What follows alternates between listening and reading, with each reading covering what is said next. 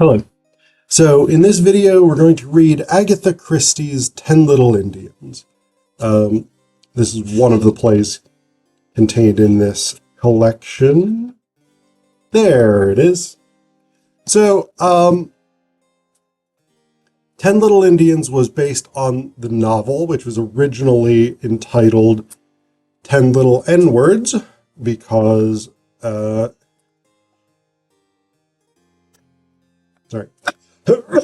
because the original version of the song that shows up repeatedly in the play came from a minstrel show, which means is fucking racist garbage.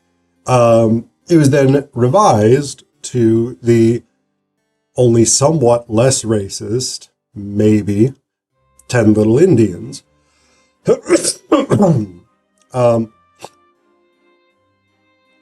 The play, the novel and the play. So I don't think the novel was, or I don't think the play was ever performed as 10 Little N-Words. I think it was 10 Little Indians and Then There Were None. These are the two titles of it. In this edition, it's titled 10 Little Indians, but it is also in print as And Then There Were None. And part of the reason I mention that is actually one of our local community theaters, State College Community Theater, is going to be putting on a production of And Then There Were None in September. And my friend is directing it, and I'm going to audition for it, hopefully getting a role. So, it's an Agatha Christie, and it is therefore a murder mystery.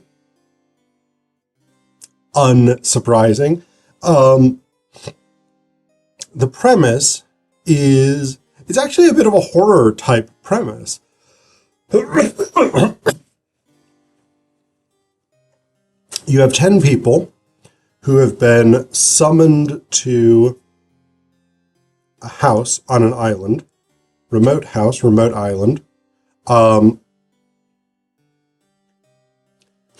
They've been brought ostensibly by a couple named Owen, UN Owen and UN Owen. I forget exactly what their first and middle names are, the husband and wife, but their first and middle initials are U and N, which they work out, the guests work out relatively quickly, is a cunning version of unknown. So these 10 people are brought here, 2 of them as servants, the other 8 as guests. While on this island, the sort of butler male servant, Rogers, is instructed to play this gramophone record for them. Let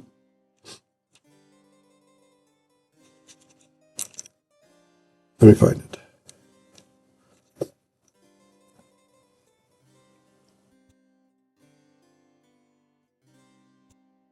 Here we go. So this is what's on the gramophone record. Ladies and gentlemen, silence, please. I'm not going to read the stage directions. It doesn't really matter for the point that I'm making here. You are charged with these indictments, that you did respectively and at diverse times commit the following. Edward Armstrong, one of the guests. Armstrong is a doctor. He had been a surgeon, but he is now a nerve specialist. That you did cause the death of Louisa May Cleese. William Henry Blore. He had been a member of the police force, but he is now a private investigator. He actually starts the play pretending to be a South African named Davis. I don't think he explicitly says that he's a gold tycoon, but the implication that he gives is that he's in the gold trade. William Henry Blore, that you brought about the death of James Stephen Lendor. Emily Caroline Brent, and elderly spinster who's extremely religiously fanatical. That you were responsible for the death of Beatrice Taylor. Vera Elizabeth Claythorne, a young woman who is hired to be Mrs. Owen's secretary, and formerly had been a governess. That you killed Peter Ogilvy Hamilton, Peter Lombard, sorry, a former soldier turned adventurer. That you were guilty of the deaths of 21 men, members of an East African tribe. John Gordon Mackenzie, a former general in the army, and now quite elderly. That you sent your wife's lover, Arthur Richmond, to his death. Anthony James Marston, who is a judge, retired judge, I think. I don't 100% remember if he's retired, but he is now relatively elderly as well. James Anthony Marston, that you were guilty of the murder of John and Lucy Combs. Thomas Rogers and Ethel Rogers, the two servants, the male servant and the cook. Ethel is a cook, and she specifically mentions this, that she's a cook. She's not a housekeeper, but because they are the only two servants, she's doing a lot of the housekeeping work. Thomas Rogers and Ethel Rogers, that you brought about the death of Jennifer Brady. Lawrence John Wargrave, this sort of young, flash aristocrat, very self-centered, not all that concerned about anyone else. Lawrence John Wargrave, that you are guilty of the murder of Edward Seaton. Prisoners at the bar, have you anything to say in your defense? Now, of course, this is a recording. It's on a gramophone record. Anything they have to say in their defense is irrelevant, right? So this is the problem that they run into, is they've all been accused of murder. They've all been essentially declared guilty because there is no active party that they can mount a defense to in order to try and convince that person that they are not responsible for the deaths they've been accused of. Now, a couple of problems they run into. One is that they are trapped on this island because there's no boat on the island, which, that's not a great strategy for living on an island, but that is explained because the tide and the winds and a currents which smash a boat into the rocks because there is no harbor on the island. So they have no way to get off the island. They can't signal to the shore. And a storm is coming up. And so it's unlikely that any boat would be able to come from the mainland to come and get them and help them escape. One by one, they start dying. Marston is the first to die, poisoned in his brandy, I think it was, maybe a whiskey. And as he dies, or around the time that he dies, one of the 10 little Indian figurines, China figurines, up on the mantelpiece is knocked over and broken. As the various characters die off, in ways suspiciously that follow the song, more and more of these China figurines break.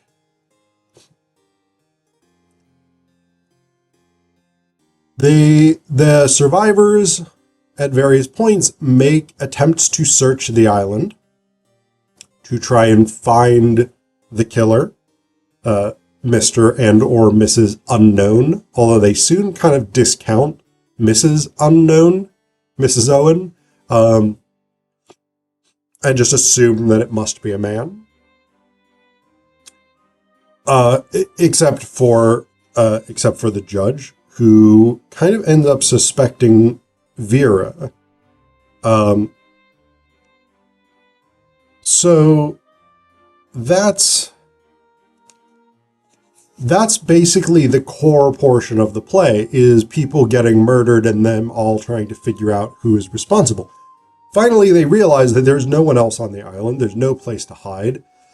And so the killer must be one of them. I'm not going to tell you who it is because that would be spoilers. But they are sort of working through who this could be, who has possible motives, who's the most trustworthy, who had opportunities, etc., etc.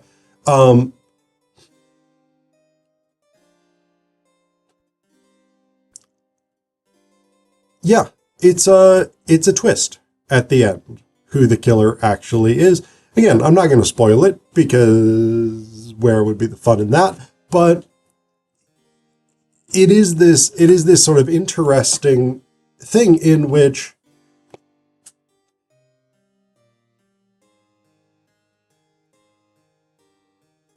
I will say this as a criticism of the play. Up until basically the final revelation, there is no way that we actually could have solved the crime. There's no way we could have figured out who the killer is. I won't say any more than that about why we couldn't, but that, for me, in a murder mystery is not ideal, right? I mean, one of the things that we as audience members want out of a murder mystery is the possibility of solving it. That we could figure out who done it.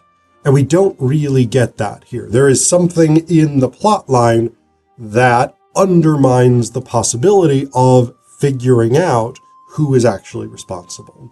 So that's not an amazing element of the plot, in my view, but it does make the revelation more shocking. So that sort of balances out that disappointment at it not being possible for us to figure out who is responsible. So that's sort of my sort of central thing, is I'm undecided on that, whether the surprise revelation outweighs the we couldn't figure this out. It's therefore fundamentally unfair as a detective story. I don't know.